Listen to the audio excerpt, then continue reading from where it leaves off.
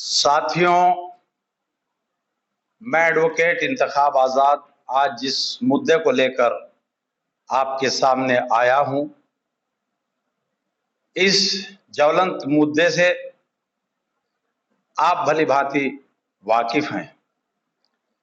कई लोग मुझे दूरभाष पर कहते हैं कि आप हमेशा इमरान मसूद और मसूद परिवार के विरुद्ध बात करते हैं और हर बार उन्हें घेरने की कोशिश करते हैं। लेकिन साथियों, अगर कोई जिम्मेदार आदमी ऐसी नाजेबा हरकतें करे जो इस्लाम, शरीयत, संविधान और इंसानियत के खिलाफ हो, तो उस पर खामोशी अख्तियार करने वाला भी उतना ही बड़ा गुनहगार है जितना ये मसूद परिवार शरीयत, संविधान और इस्लाम व इंसानियत के खिलाफ अपनी बयानबाजी करने के साथ है। मैं नहीं चाहता कि इन लोगों के संबंध में बात करूं, लेकिन मजबूरी हो जाती है आप लोगों को सच बताने की। 2007 में इमरान मसूद सहारनपुर नगर पालिका से चेयरमैन बने। उसके बाद इन्होंने मुजफ्फराबाद विधानसभा से चुनाव लड़ने का ऐलान किया और ठाकुर समाज की आन बान शान और उत्तर प्रदेश सरकार में कैबिनेट स्तर के मंत्री रहे जगदीश राणा को हराने के लिए मुजफ्फराबाद में जाकर इमरान मसूद ने लोटे और चोटे का नारा दिया और वहां सांप्रदायिक ध्रुवीकरण करके चुनाव जीत के और विधायक बन गए। सहारनपुर में आए, मीडिया के साथ रूबरू हुए और सीना ठोक कर बयान दिया कि मैं मां शाकुंभरी देवी के आशीर्वाद से चुनाव जीता हूं। इमरान मसूद यहीं पर नहीं रुके, उन्होंने मीडिया को बयान दिया कि मैं गायत्री मंत्र का जाप पढ़ता हूं और मेरे बच्चे भी करते हैं और मैं कसरत के साथ हनुमान चालीसा भी पढ़ता हूं। साथियों, नकुड़ से चुनाव लड़ा, भगवान रणदेवा के मंदिर से मंदिर में माथा टेक कर इमरान मसूद ने अपने चुनाव की शुरुआत की और चुनाव हार गए। उसके बाद अब मौजूदा दौर में इमरान मसूद ने लोकसभा का चुनाव लड़ा और सांसद निर्वाचित हो गए और अब सीना ठोक कर बार बार कहते हैं कि मैं प्रभु श्री राम की कृपा से सांसद बना हूं, मैं ठाकुरों के वोट से सांसद बना हूं। उसके बाद आजाद समाज पार्टी के सांसद चंद्रशेखर आजाद ने सच बोलने की हिम्मत की और उन्होंने एक सार्वजनिक बयान दिया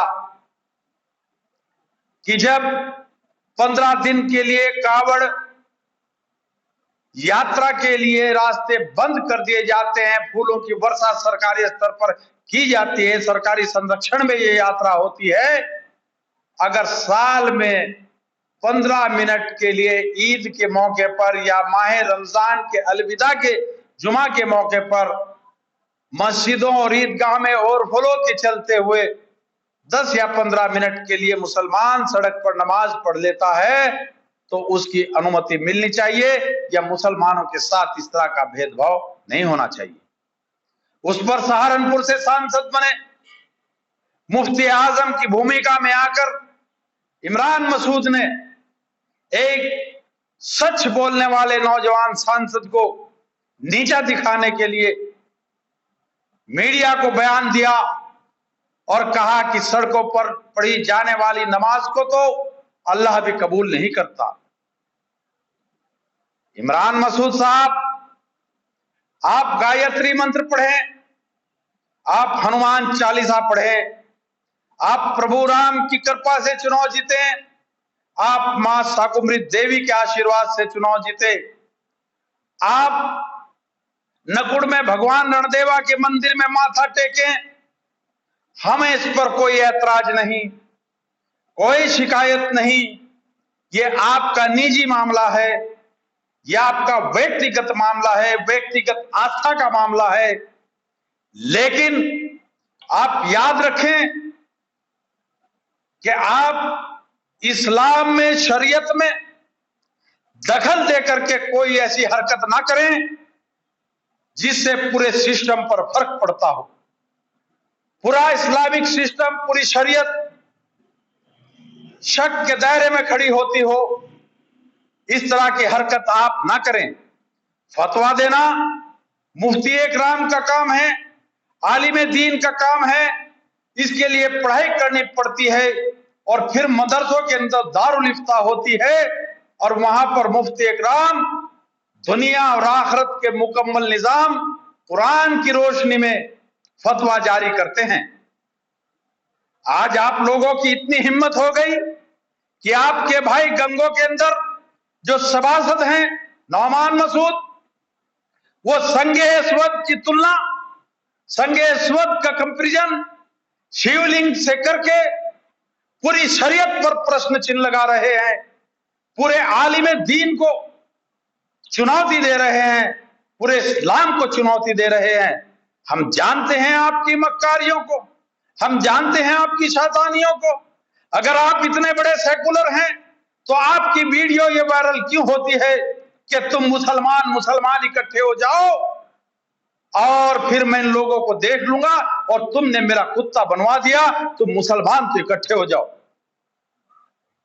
आपके भाई को सार्वजनिक माफी मांगनी चाहिए और तमाम उलेमा इकराम से मैं एडवोकेट इंतखाब आजाद ये अपील करता हूं कि वो खामोशी तोड़ें और ये ना समझे कि इमरान मसूद या उसका भाई नौमान मसूद, जिसने इतना बड़ा कुफ्र किया है कि संगे स्वद की तुलना शिवलिंग से की है, उसके खिलाफ फतवा जारी करे और जो भी शरीयत में व्यवस्था है उसके अनुसार इन लोगों को सजा दे। इनकी फितरत बन गई, इन्होंने रशीद मसूद साहब की 13वीं की, इनका व्यक्तिगत मामला है, ये 13वीं करे या कुछ भी करे हमें इससे लेना देना नहीं है। ये मां शाकुंभरी देवी की बात करें, इनका अपना वो है, हम भी उसका सम्मान करते हैं, इज्जत करते हैं, लेकिन शरीयत में दखल देकर पूरे इस्लामिक व्यवस्था को चुनौती देकर अब आपकी इतनी जरूरत हो गई कि आप संगे स्वद की तुलना शिवलिंग से करने लगे। आप सांसद बने हैं, कोई भगवान नहीं बने।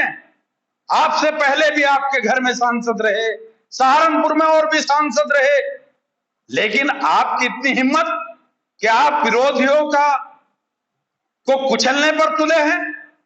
अगर आपके अंदर हिम्मत है, आप बहादुर हैं, वास्तव में मर्द हैं, तो आप प्रश्न उठाएं पार्लियामेंट के अंदर कि अभी जो कावड़ यात्रा चली है, इस कावड़ यात्रा में जो कावड़ियों ने आस्था की आड़ में सड़कों पर नंगा तांडव किया है, प्रश्न उठाएं संसद के अंदर और पूछे बाबा योगी आदित्यनाथ से कि आपने कहा था कि सबका साथ, सबका विकास, सबका विश्वास, आप बुलडोजर चलाते हैं, आप गोलियों से गुंडे अपराधियों का स्वागत करते हैं, आप अपराधियों को सजा देते हैं।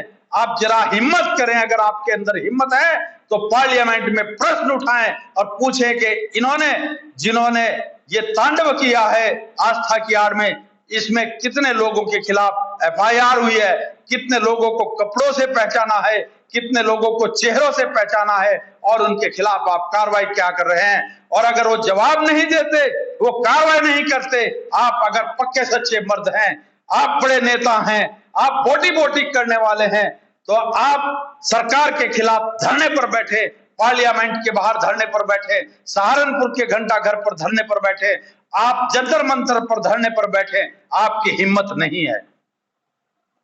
आप हैदराबाद चले, आप छत्तीसगढ़ चले गए, आप अलीगढ़ चले गए, लेकिन हिमाचल के नाहन में जहां कांग्रेस का प्रधान मुख्यमंत्री है, कांग्रेस का डीएम है, कांग्रेस का सीएम है, कांग्रेस का एसएसपी है, वहां पर जावेद नाम के व्यक्ति की दुकान को पुलिस संरक्षण में सरेआम लूटा गया।